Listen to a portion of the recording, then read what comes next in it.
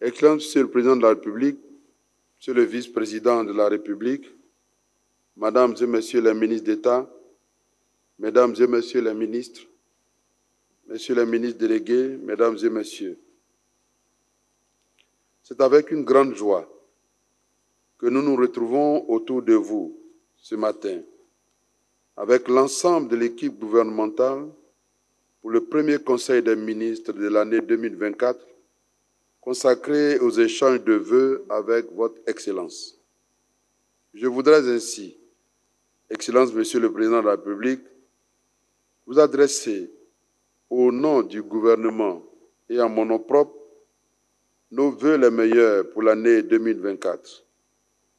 Des vœux de santé, de paix et de bonheur pour vous, votre épouse, Madame la Première Dame Dominique Ouattara, ainsi que pour toute votre famille et tous vos proches. Puisse Dieu, le Tout-Puissant, le Miséricordieux, continuer de vous accorder sa faveur dans la conduite de votre lourde mission de développement économique et social de la Côte d'Ivoire, afin d'offrir aux Ivoiriennes et aux Ivoiriens une nation unie, prospère, avec des conditions de vie meilleures. Excellence, vous avez, lors de votre adresse à la nation le 31 décembre dernier, présenté les défis qui seront les nôtres au cours de cette année et les années à venir, après avoir exposé les principaux acquis de la gestion 2023. Le gouvernement soumettra à votre validation, à l'occasion du prochain Conseil des ministres, le bilan détaillé de l'action gouvernementale en 2023. Je voudrais indiquer que de janvier à décembre 2023, le gouvernement a tenu 3 conseils de gouvernement et 19 conseils des ministres. Il a ainsi adopté 33 projets de loi, 7 projets d'ordonnance, 187 décrets et 103 communications. Au cours de l'année 2023, les mesures individuelles prises ont porté sur 210 décrets et 20 communications.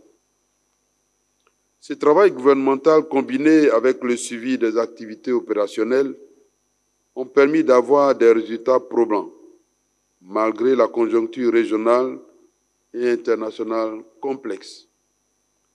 Excellence, Monsieur le Président de la République, vous avez su donner au gouvernement, avec le précieux apport de Monsieur le Vice-président, les instructions opportunes en vue d'avancer dans la mise en œuvre de la feuille de route 2023 dans le cadre global du projet de société Une Côte d'Ivoire solidaire que vous avez choisi comme thème pour la mandature.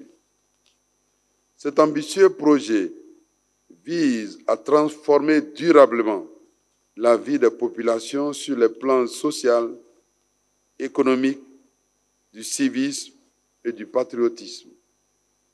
Les actions menées dans ce sens ont permis de réaliser un certain nombre d'actions. Premièrement, réaffirmer la maturité démocratique de notre pays, telle que confirmée par l'organisation réussie des élections municipales, régionales et sénatoriales.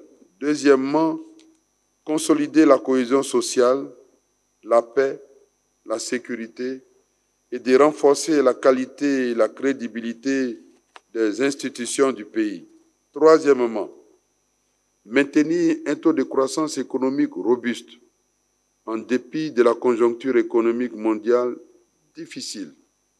Quatrièmement, assurer la bonne mise en œuvre du programme économique et financier conclu avec le FMI.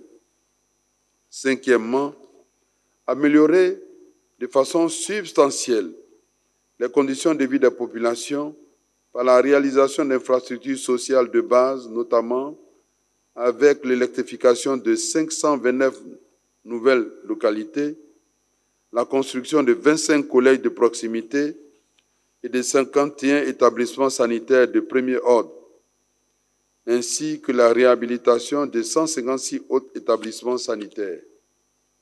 Un accent a été également mis sur l'accès à l'eau potable, à l'entretien routier, ainsi que la formation professionnelle et l'assainissement.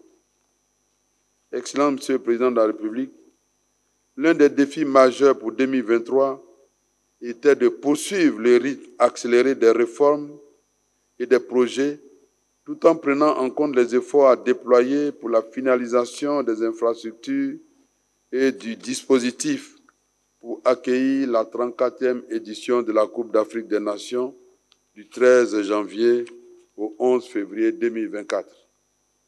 À 10 jours de l'ouverture de la CAN, nous sommes prêts au niveau des infrastructures, Monsieur le Président. Je voudrais vous assurer, Excellence Monsieur le Président de la République, que nous avons, avec l'ensemble de la population, pris note de vos instructions, de nous engager individuellement en tant qu'ambassadeurs à accueillir cet important événement dans le meilleur état d'esprit possible. Le gouvernement, avec l'appui des ministres-gouverneurs, des administrations décentralisées et déconcentrées, et la forte contribution des couches socio-professionnelles, restera vigilant et à pied d'œuvre afin de nous montrer à la hauteur de votre confiance.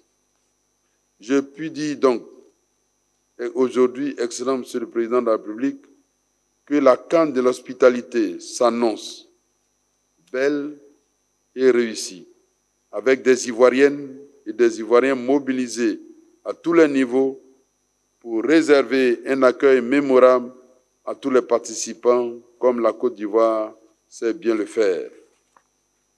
Nous sommes engagés à maintenir haute la flamme qui illuminera la Côte d'Ivoire aux yeux de la communauté internationale pendant toute la durée de cette compétition.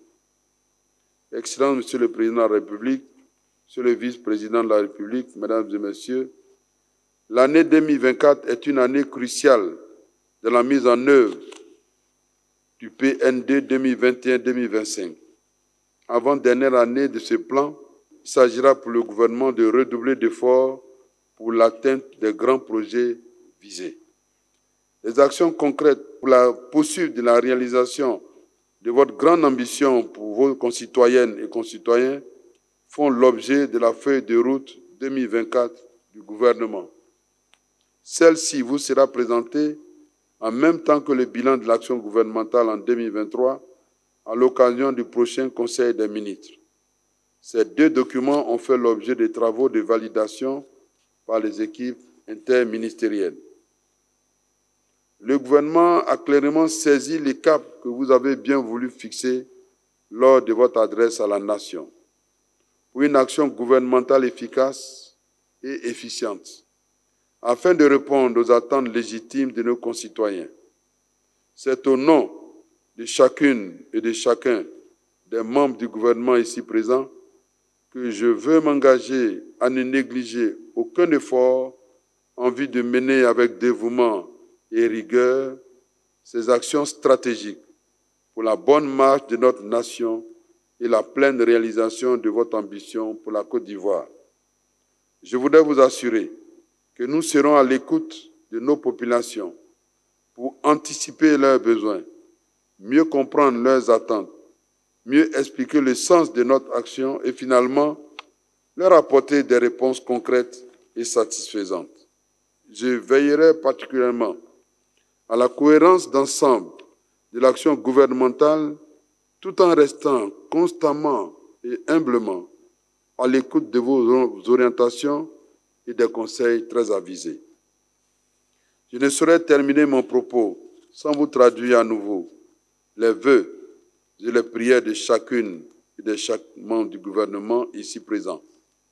Que le Très-Haut, le Très Miséricordieux, dans son infinie bonté, daigne en cette nouvelle année vous assister, vous protéger, vous inspirer, pour qu'avec vous la Côte d'Ivoire continue sa marche vers la prospérité et le développement.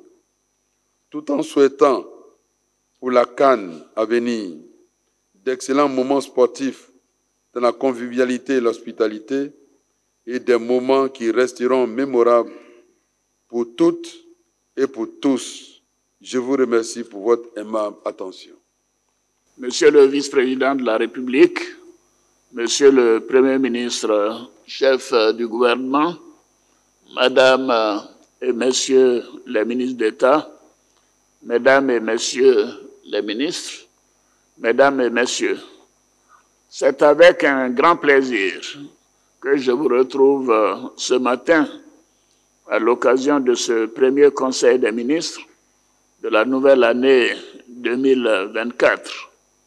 Je voudrais à mon tour vous adresser mes sincères remerciements pour les vœux chaleureux que vous avez bien voulu former à mon endroit, ainsi qu'à celui de la Première Dame et du vice-président de la République. En retour, je forme à l'endroit de chacune et de chacun de vous, ainsi qu'à vos familles respectives, mes vœux de bonne et heureuse année 2024. Je vous souhaite tout particulièrement, ainsi qu'à l'ensemble de vos collaborateurs, une année de santé, de bonheur, de prospérité et de succès personnel et professionnel.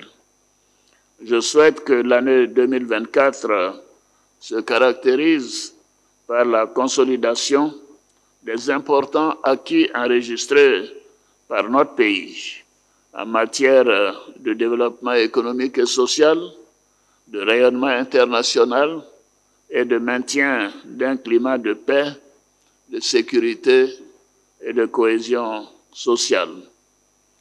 Monsieur le Premier ministre, chef du gouvernement, je me félicite de la présentation prochaine, comme vous l'avez indiqué en Conseil des ministres, du bilan détaillé de la gestion 2023 et de la feuille de route pour l'année 2024.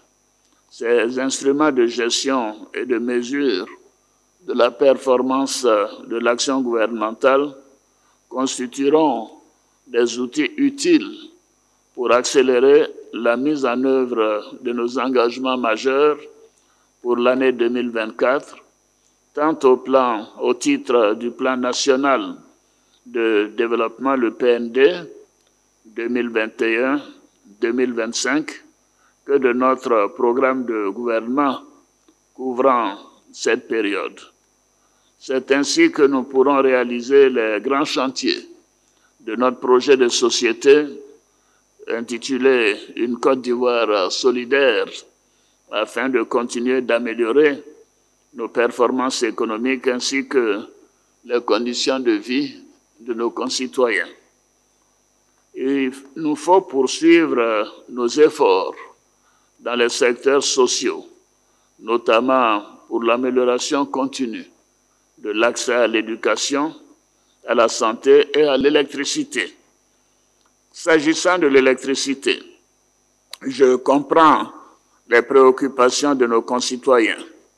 Cependant, je voudrais ajouter que l'augmentation du prix de l'électricité était malheureusement une nécessité pour maintenir la quantité et la qualité de l'électricité que nous produisons dans notre pays.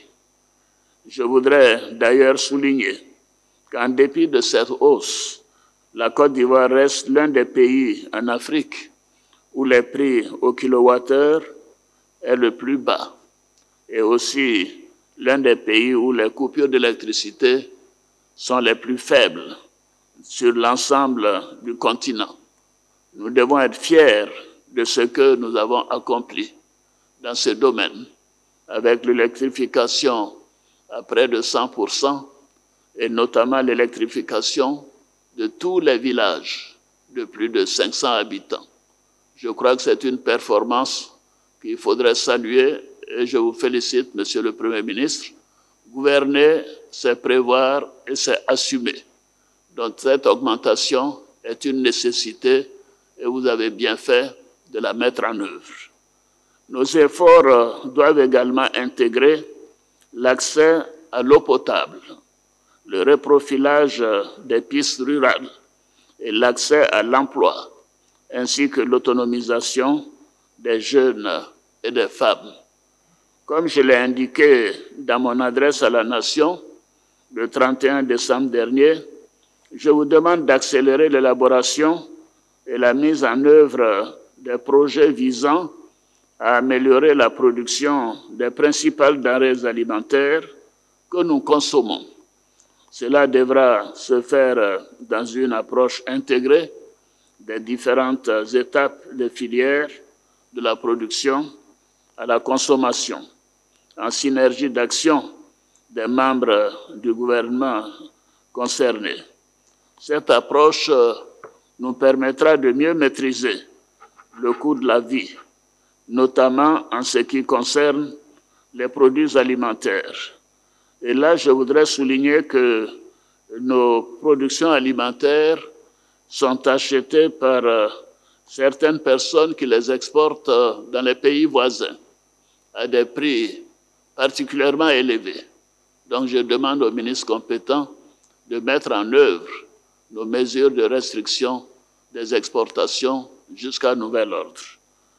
À cet effet, je voudrais vous demander, Monsieur le Premier ministre, de coordonner l'élaboration d'un document qui consolide l'ensemble des projets agricoles en cours et à venir sur le territoire national. Il s'agit de mieux assurer leur suivi ainsi que la mobilisation cohérente des financements pour plus d'efficacité dans notre marche vers la souveraineté alimentaire. Bien évidemment, une fois que nous serons satisfaits de l'impact de la production nationale sur les prix à l'intérieur et sur le coût de la vie, nous pourrons en ce moment-là envisager les exportations.